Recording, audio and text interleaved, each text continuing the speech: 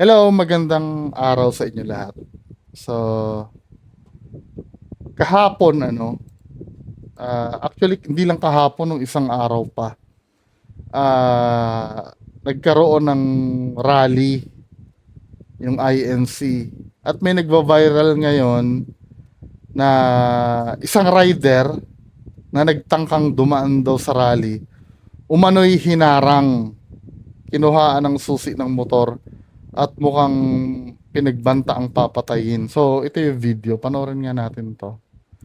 Wala akong political dito sa post ko ha.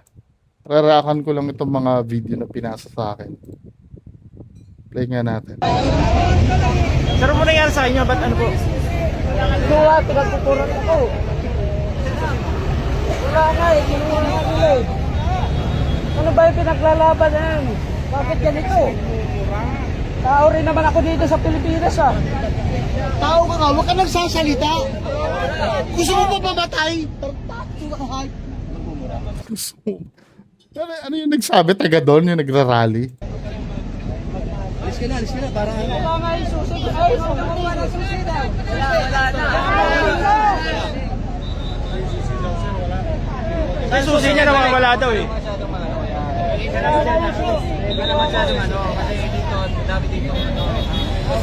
Susi, balik na susi. Bigyan niyo.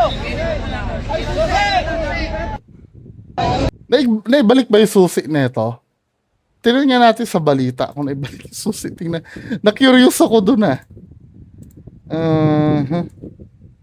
Tingnan natin na ibalik ba yung susi. Susi.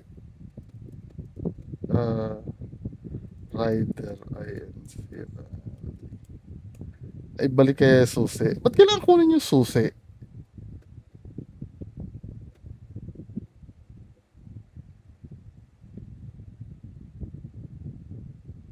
Walang balita. Sa akin, no, mga men, karapatan nyo naman mag-rally eh. 'Di ba? Pero huwag nyo daanin sa ganito, yung kukunin yung susi. Tapos nakita ko pa ditong problema, no. Sir, ano nangyari sa inyo? Ba't ano po? Kinuha, pinagpupuran ako. Wala nga eh, kinuha nga nila eh. Ano ba yung pinaglalaban yan? Bakit ganito? Tao rin naman ako dito sa Pilipinas ah. Tao ka nga, huwag ka nagsasalita. Gusto mo ba mamatay? Ba't mo sasabihin na gusto mo mamatay?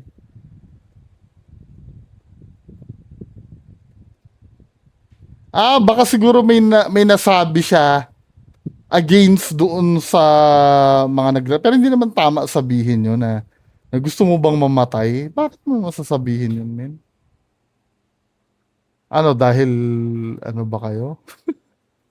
Miyembro ba kayo ng mga nandyan?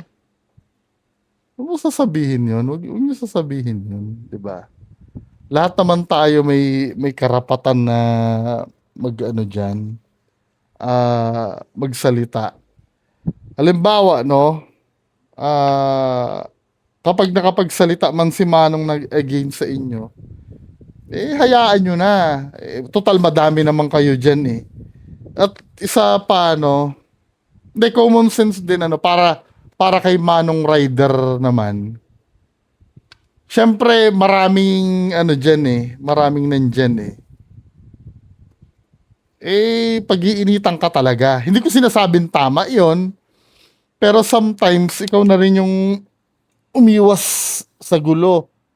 Kasi parang ayon sa pagkakaintindi ko, nandyan ka, parang may sinabi ka yata against sa kanila.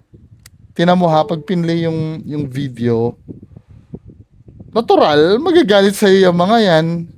Tama ha. Sir, ano nangyari sa inyo? Ba't ano po? Kinuha, pinagpupuran ako.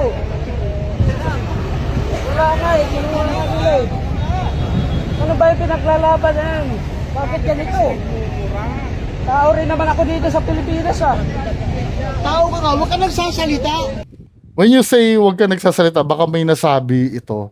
Pero kahit na, kayo nga may sinasabi eh. bawal din bang may sabihin? Tapos kukunin nyo pa yung ano, yung susi. 'Di ba? Tapos pagbabantaan nyo pa yung tao. Gusto mo ba mamatay? Tartato ka, hay. Huwag mong mumura. 'Di ba? Pairalin yung pagiging Kristiyano. Iisa lang naman yan eh. Walang kuhaan ng susi. Eh di lalong hindi makakaalis yan sa inyo. Kung gusto nyong umalis na yan, eh wala nga susi, kinuha. Ano ba? Kaya ako lagi, pag yung susi ng motor ko, ngayon keyless na eh. Dati di susi, nilalagyan ko talaga ng parang yung ganito oh. Yung parang ganyan sa ano ko, para talagang hindi nawawala.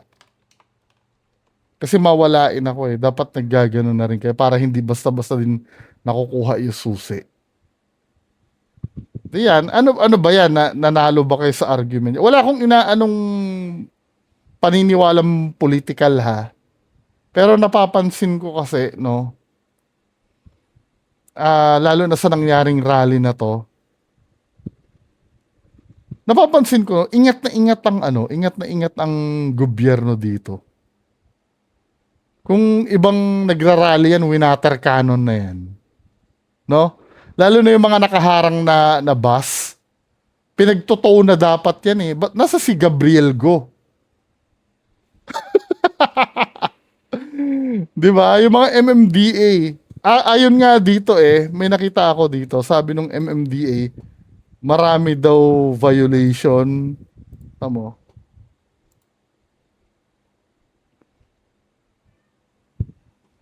And let's now get an update on how authorities are dealing with a rally of INC members that has paralyzed traffic along EDSA. Let's now speak with MMDA General Manager Nicolas Torre III. General Torre, magandang hapon po. Thanks for joining us today. Magandang hapon, ma'am, at magandang hapon sa inyong mga tagapakinig. Ilan na po ba ang mga rallyista dyan? Well, it's estimated around 10,000 kanina, and we are not we're Tama, looking oh. at Ilang baka may lane mga yung na ano? dumating pa, at tingnan natin kung ilan ang magiging next estimate is Ito, wait lang ha. I have nothing against kung anong pinaglalaban nyo. Naniniwala din naman ako na karapatan nyo mamahayag. However, nakakaabala kayo dyan, ano? At dahil nakaabala kayo dyan, expect nyo may magagalit sa ginagawa nyo. Pag may nagalit sa ginagawa nyo, huwag nyo naman kukunan ng susi. 'Di ba? around an hour from now. An hour from now. Okay, we're gonna check in on you again once that happens. Pero ano ba ang sabi nila? Gaano ho sila katagal mamamalagi dyan sa EDSA? Tsaka 'di ba, walang permit, 'di ba? Ba't parang ang luwag nyo? Pag ibang grupo yan ganyan, 'di ba, nakipag-away na kayo diyan. Wala lang, natatanong ko lang ngayon. Nararamdaman ko kasi yung power eh. Anyway, skip na nga natin 'yan, ano. Bahala sila diyan kasi na ano ko lang dito. MMDA flags multiple traffic violations during INC rally on EDSA. Parang sobrang sobrang luwag nila pagdating sa talagang ramdam ko yung takot ng gobyerno. Anyway, mga kababayan ko, lipat tayo dito. Ito naman nagva-viral din, pulis na nambabastos daw. Play natin. Inaras ng isang pulis ang 8 taong gulang na babaeng estudyante sa Taguig. Sinabihan niya raw ng kabastusan ng bata at muntik pang manghalik. Ang insidenteng yan nasa pool sa video sa Frontline Report na ito. Tila may inaabangan ang lalaking walang damit pang itaas ng masa pool sa CCTV sa Taguig City. Ilang saglit pa, dumating ang 8 taong gulang na batang babae. Kinausap siya ng lalaki at paulit-ulit pinisil sa pisngi. Umalis na lang ang bata kalaunan habang patuloy na tinitingnan ng lalaki. Ano ba, nagda-drugs ba to? Dumulog sa National Police Commission ang ina ng bata. Napag-alaman kasing isa palang pulis ang lalaking walang pang-itaas sa video na si Police Corporal Michael Joao Ay, Renogales. nako. Kwento ni Andrea, inutusan niya lang bumili ng yelo ang anak nang bastusin ito ng pulis. Ang binulong daw ng pulis sa kanya na si Michael Nogales, alam mo, mas maganda ka pa sa misis ko. Pwede bang pakis? Yung bata hindi nagsisinungaling yan at hindi ko tinuruan si magsinungaling. Kwento pa ng lolo ng batang biktima, nabasa niya ang malaswang mensaheng pinadala ng pulis sa kanyang Nako. apo sa social media.